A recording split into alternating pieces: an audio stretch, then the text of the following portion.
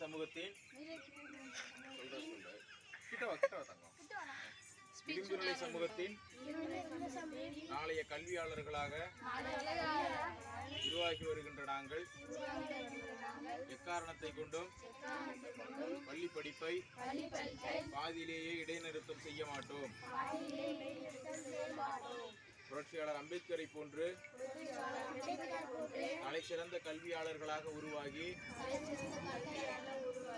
இந்தியாவினுடைய உச்சபட்ச அதிகாரத்தை கைப்பற்றும் சக்தியாக நாங்கள் உருமாறுவோம்.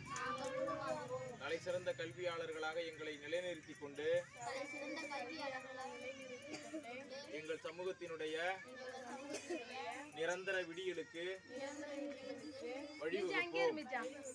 ஜெய் பீம்.